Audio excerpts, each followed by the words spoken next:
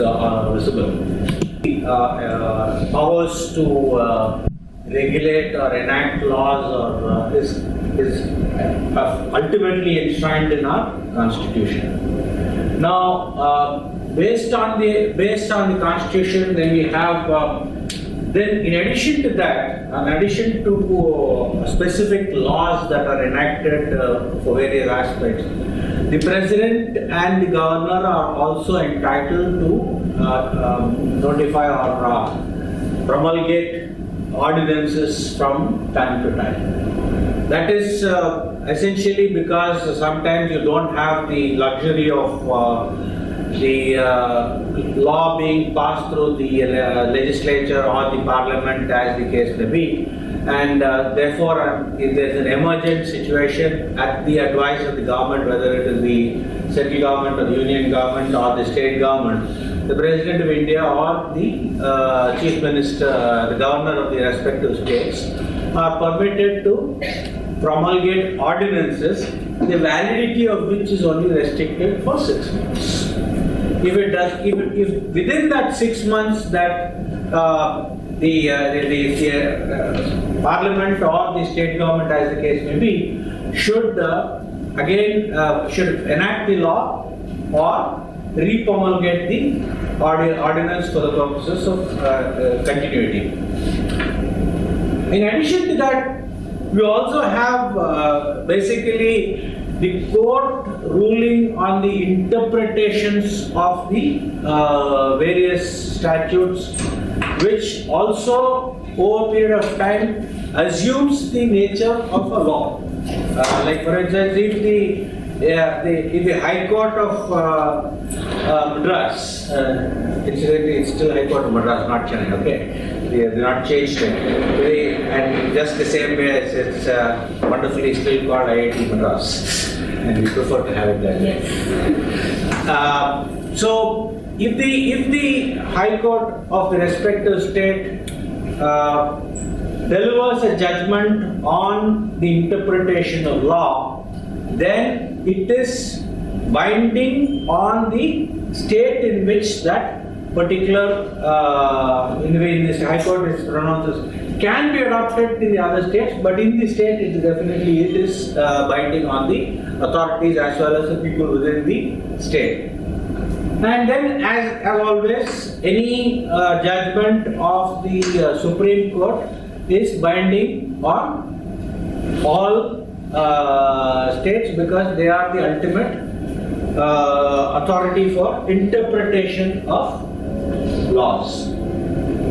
Remember, it is the right of the legislature to enact laws, but ultimately the right to interpret the laws, including the validity of the law, rests with the Supreme Courts, especially the Supreme Court, because that can that is enshrined in our Constitution.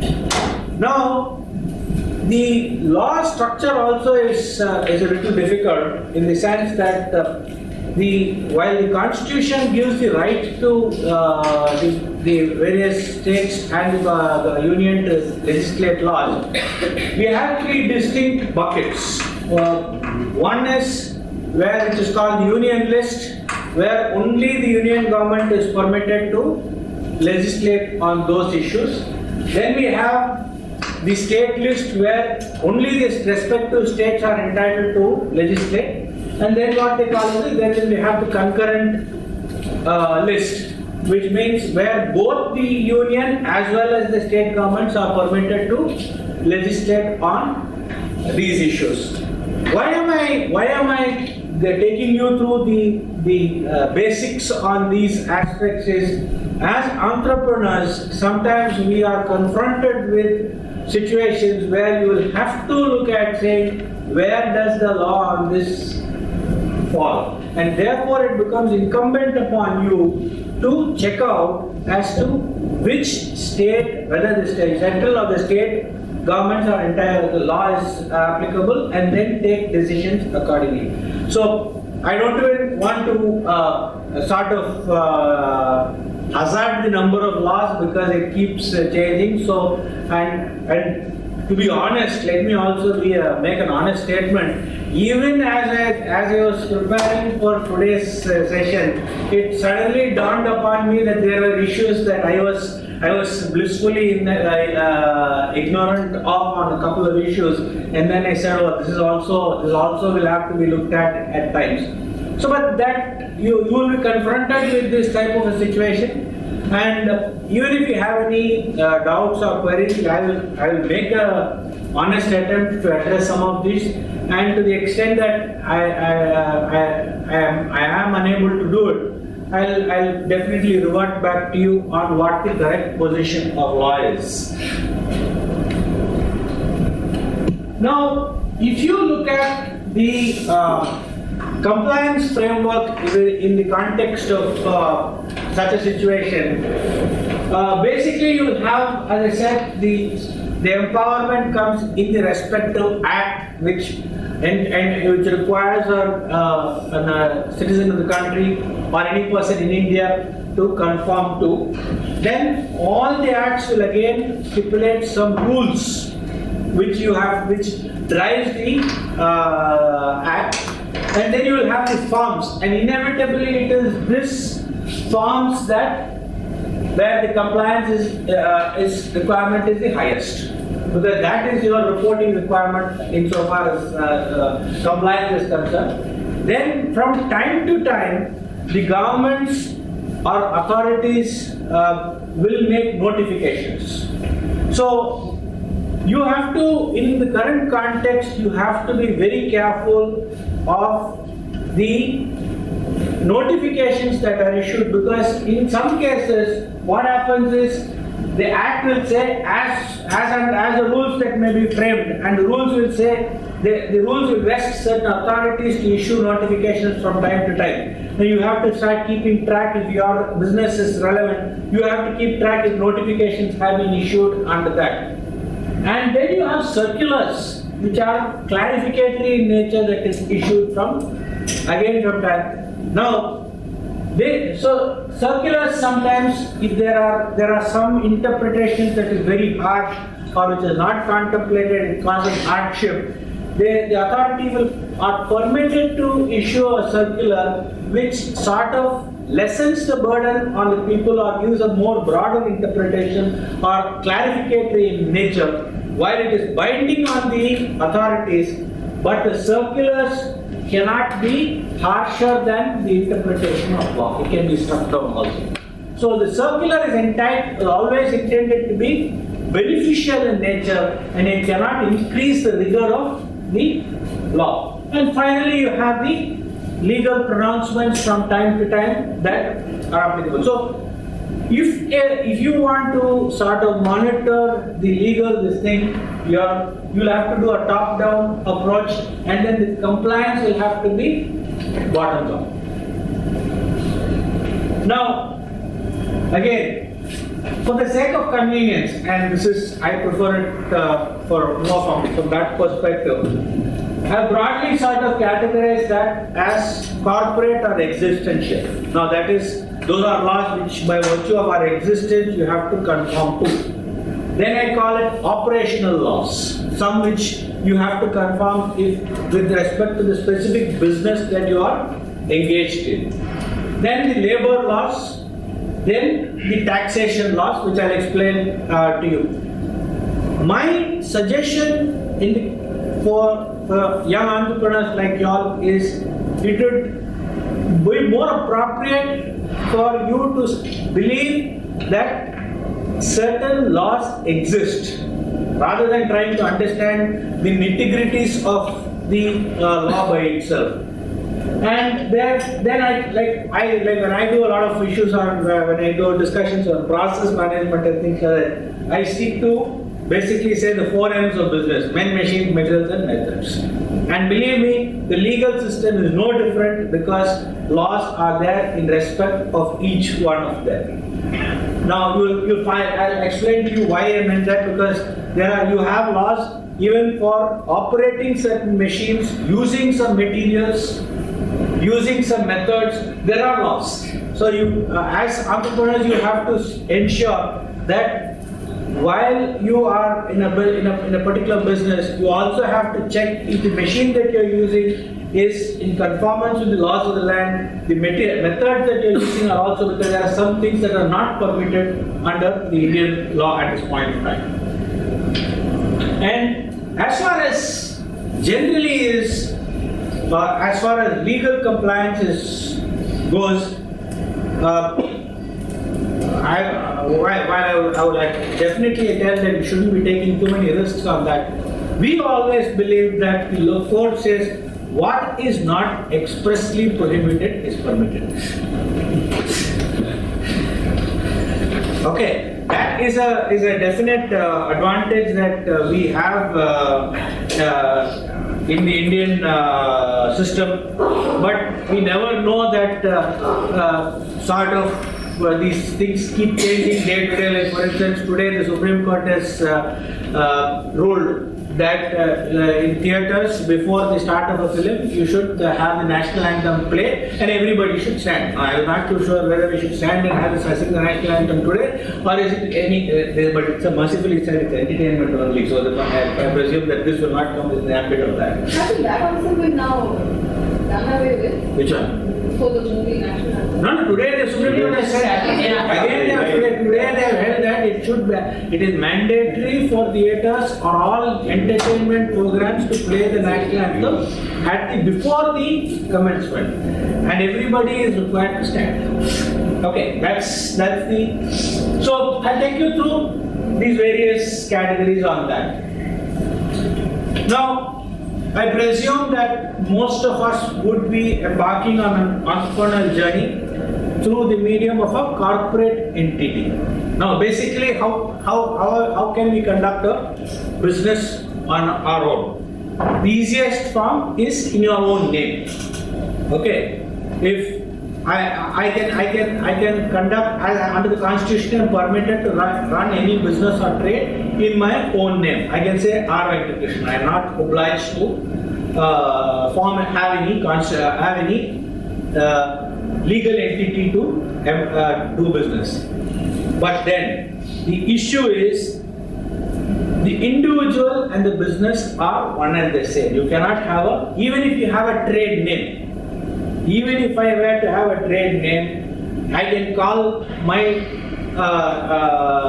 business as Excellent Professionals, but Excellent Professionals is no different from Venkatakrishnan, the individual. So, under law, it is the individual who is responsible and for anything and everything under the business. So, that is the simplest forms of this.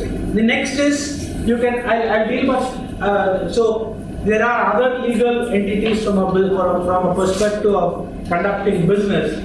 Now, the most preferred ideal is corporate, especially if you are planning to raise funds. How many of you all want to raise funds? All of you all want to raise funds. I also. Okay. Now that's but there are certain trades or profession which cannot be carried out in the corporate entity. For instance, I'm a chartered accountant. I cannot practice as a corporate entity. I cannot sign as a corporate entity. Because there is a specific law that we professionals have which prohibits us from practicing in the corporate form, even though they are now made some, as usual, they mess up and they come up with versions of that, and then they end up in no man's land in many of these things. But corporate form is the best. Especially if you are, basically if you again corporate, you look at there are, at a very broad, this thing is, you have two types of corporate entities. You have a private entity and a public this thing. Private is, you are not entitled, you're not entitled to raise money from the public. That is one of the first requirement of public is, again you can have public, you can have two forms, either it is listed or not listed. The rigors of compliance are very high in the case of a public company, more so under a listed company, because there are other regulatory bodies overlooking these things. But from whether you are a public or a private, there are some basic requirements that you have to meet. One, you have to maintain proper books of accounts. That is mandated. So I basically say, I've given you what is the minimum penalty, what is the maximum penalty that is leviable. Now, here again, from a compliance perspective, there are, what is the impact of a non-compliance? Now, like you can have multiple levels. At a simplest level is, you can be levied a fine. Some cases it will be per day, per instance, it can be as low as 100 rupees, 1000 rupees, 5000 rupees, all those are fines that are levied. A little more complicated in nature, it can get into a penalty, which is much higher. It can range, like for instance 50,000 to 5 lakhs, and sometimes it can go into crores also. Then the third level is what we call is a prosecutionable offense, which is more in the nature where something is prosecution, it means that you can be jailed. The law sometimes says may be prosecuted and imprisoned, and some cases shall be prosecuted and imprisoned. So you have to be very careful. Now, such of those compliances where prosecution is mandated by minimum imprisonment, you will have to be doubly sure that you as entrepreneurs ensure its compliance every day, and to ensure that you don't fall of law. Now, every company needs to have a board of directors. For a private company, you need to have at least 2 directors, and for a public company, you need to have at least 7 directors. Then, you should have minimum of 4 board meetings in a year.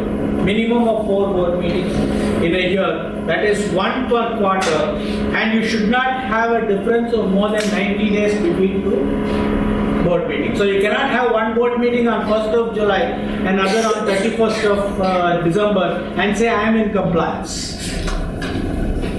Okay.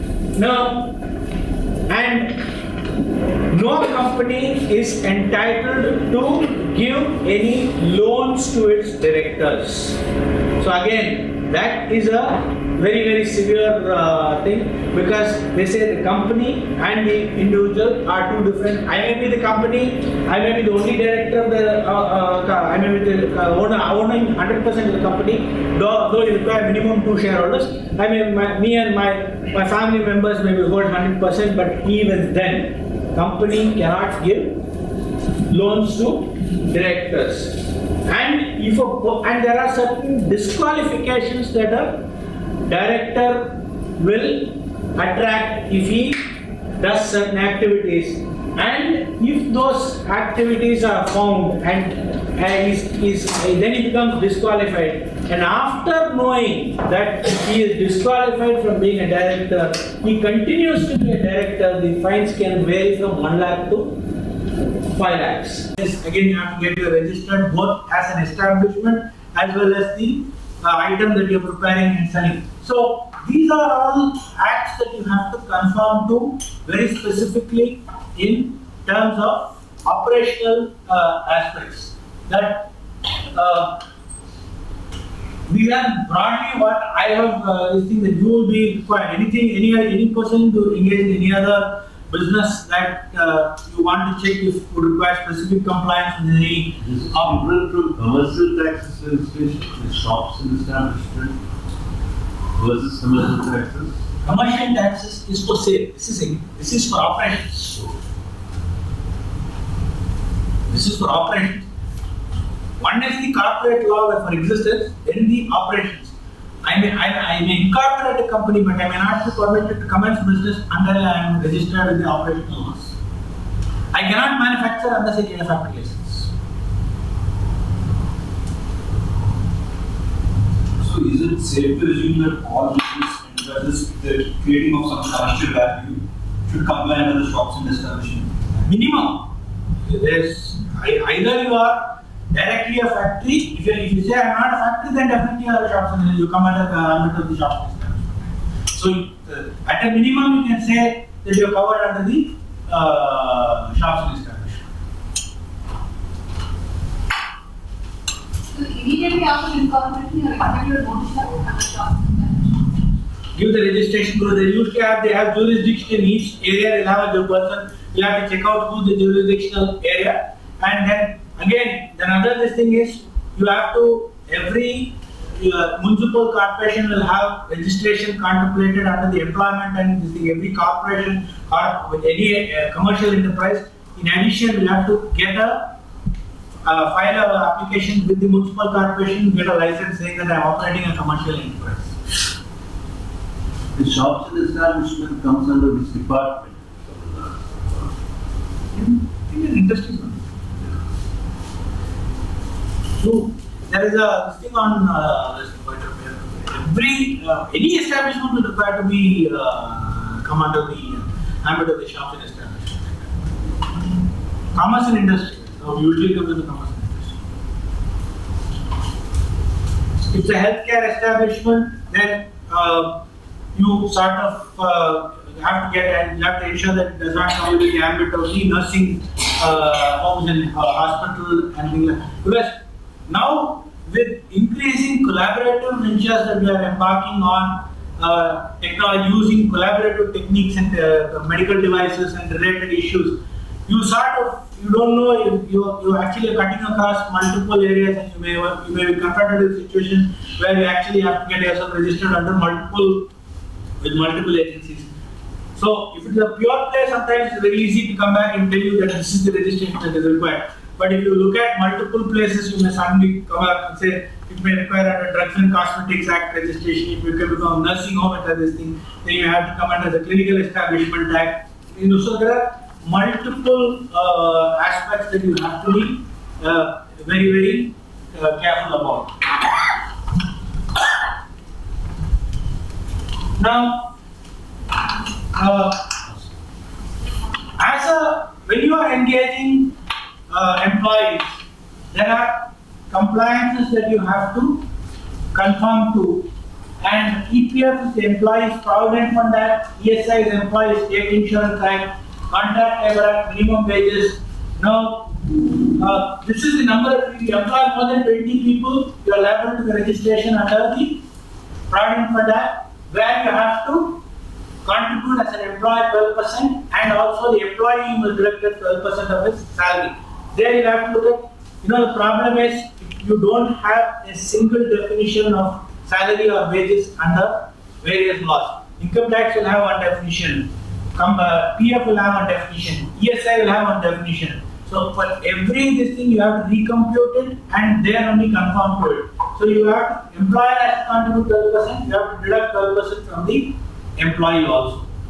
Now subject that, but since this is it's a limited, you can restrict it to 15,000. So 12% of 15,000. If you are this thing is restricted to 1,800 rupees.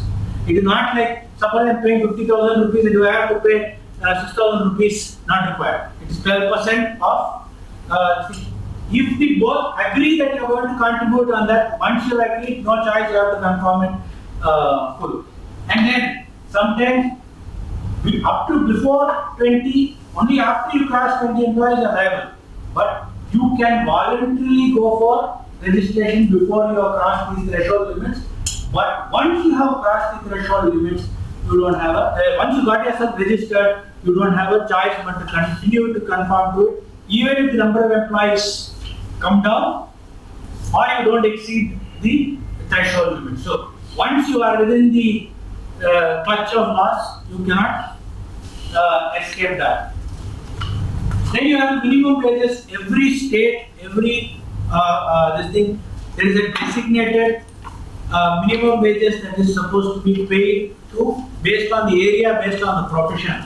Because even under the Shops and Establishment Act, you are supposed to give very this thing. So please ensure that the salary that you are paying people does not fall below the stipulated levels. Because many places they prescribe the dearness allowance also, So you have to also compute the dearness allowance and then check if you are conforming to the minimum wages requirements, because it is minimum wages is by the position, it is by the location also. Chennai city will have one this thing. If you go outside the city, there will be another requirement. So you will have to be a little careful on to ensure that the compliance with reference to this is fully adhered to. The greater than 20 that is currently working, somebody has joined my company and they would have left. So they have to be accountable. 20 number. If you have crossed 20 at any point of time, you are, after that you will come down to 10 or you will find. You are always left. She asked me, for example, some people would come in. So not cumulative. At any point of time. Any point. And if an employee chooses to contribute more, That is voluntary.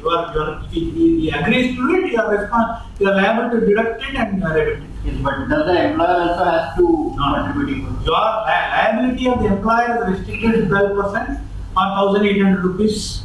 You can restrict your liability is frozen at.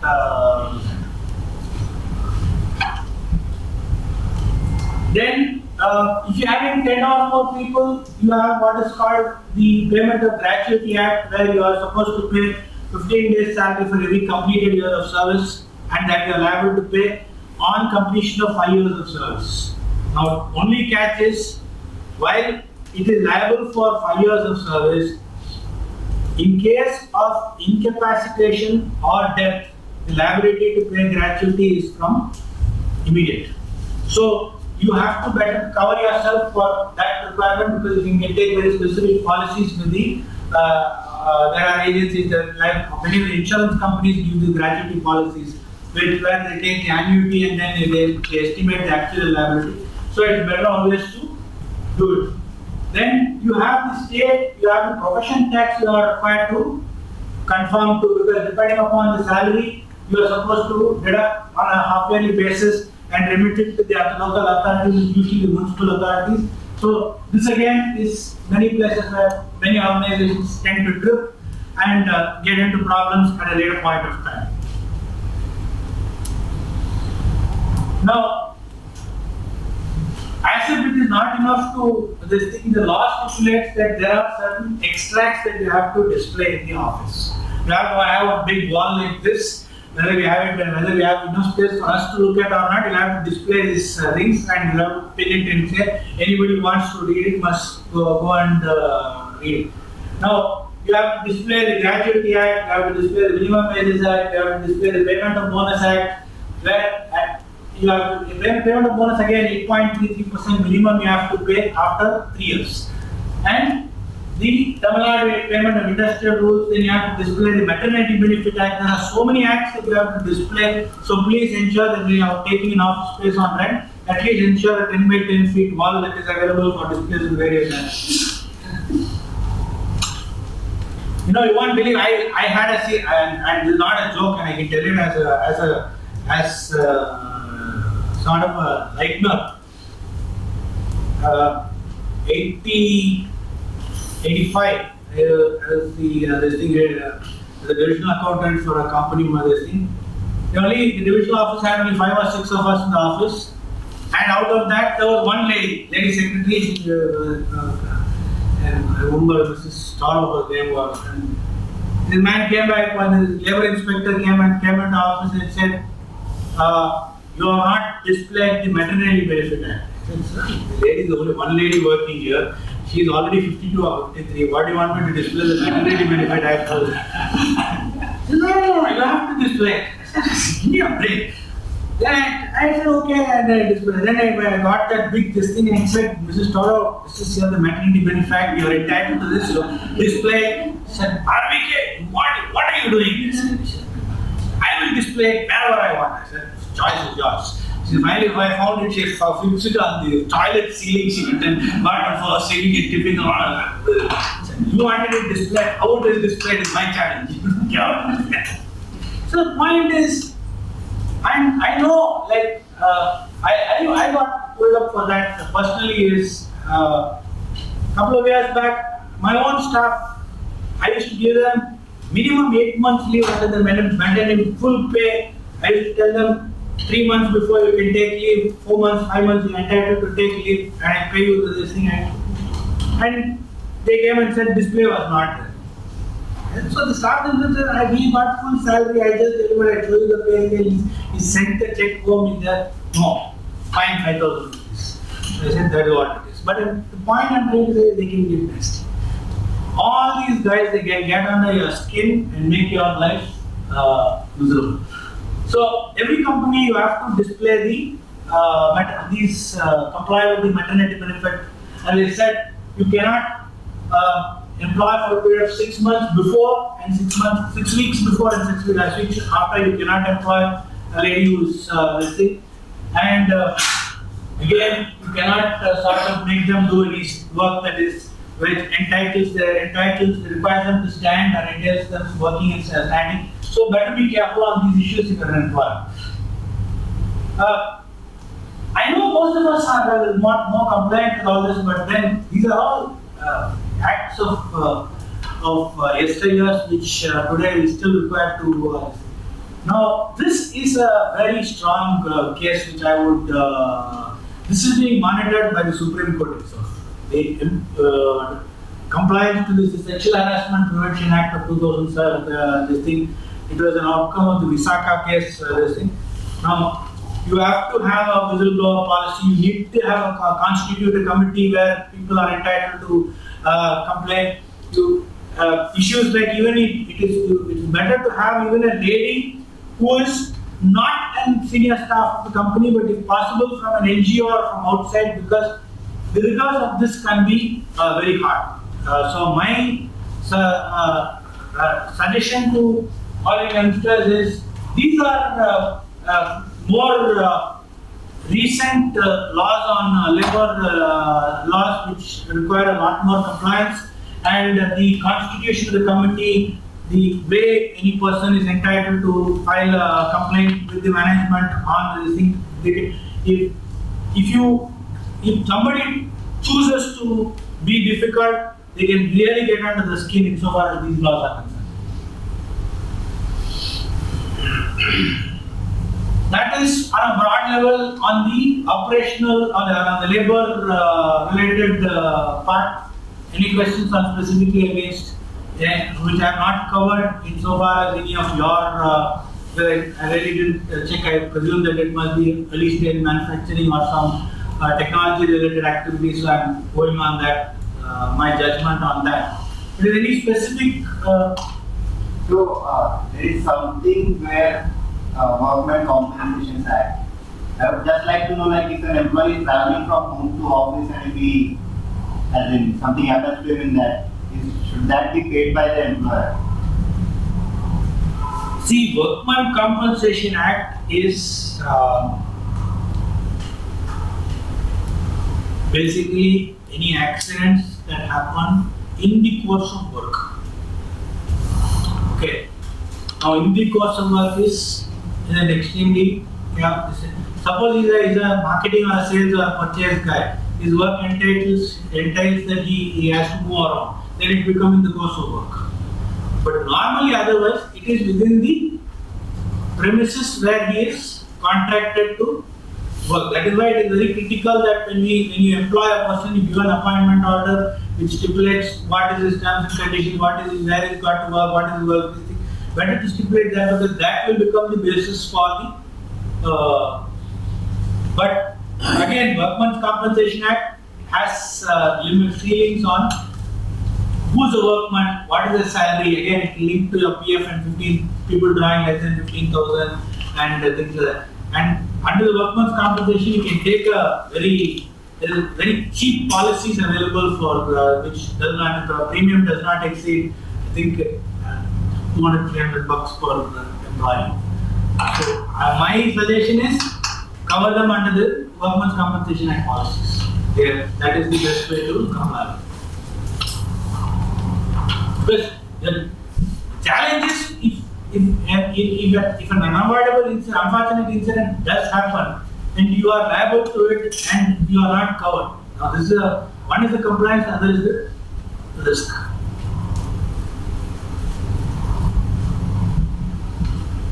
Now,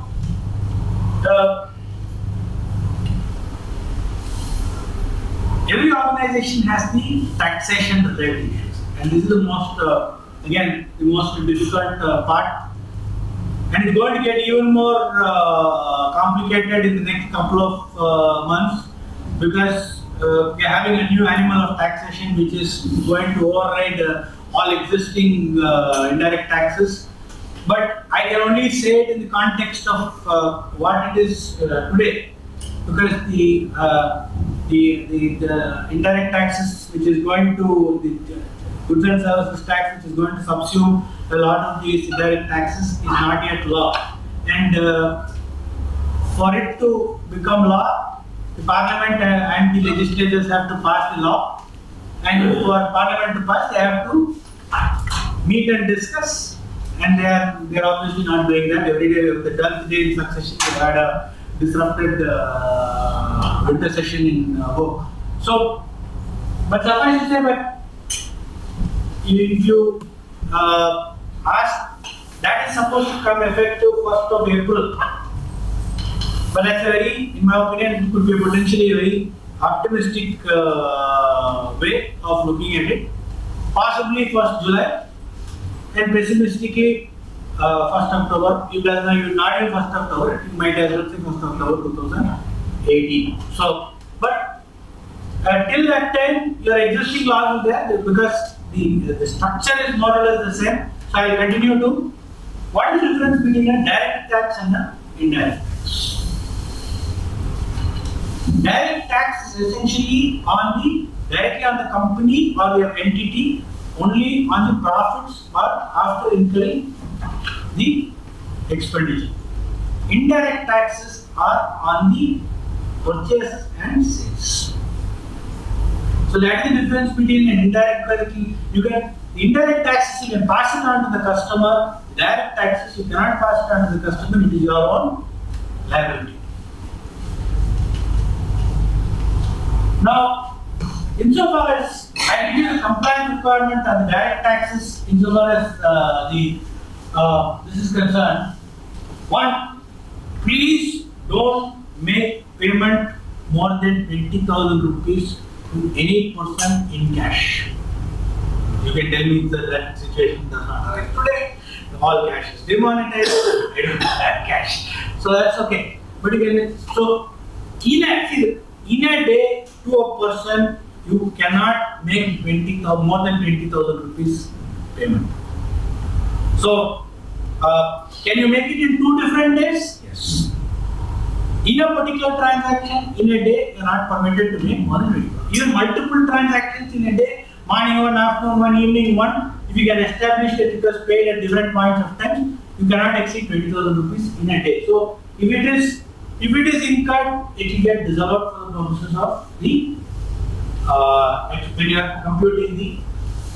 Now, you are not supposed to receive any loan or deposit from any party in cash. In a business, you cannot even receive from your own parents, or in some cases, including from the directors themselves. You are not supposed to receive cash more than 20,000 rupees.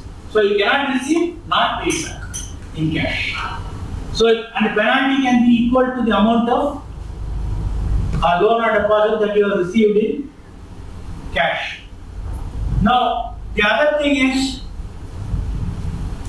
the law requires under various sections that if you are making a payment, whether it is by cash or by check, if it exceeds certain threshold levels for various transactions, there is something called tax deduction at source. So you are supposed to deduct tax at source. So it varies from 1%, 2%, it can go to 10%, it can go in some cases much higher, 30%. Also it can go, but you are required to deduct the tax and remit it the following month. So if you don't deduct, you can be liable to that expenditure will not be allowed as a deduction in computing your profit. So suddenly you find that you not deducted tax, you are actually having a loss, but you are paying taxes. Because there is this figment of law which requires that this will not be treated as expenditure. So you are additionally confronted with a situation where I actually don't have profits, but I am paying taxes because there are a lot of disturbances.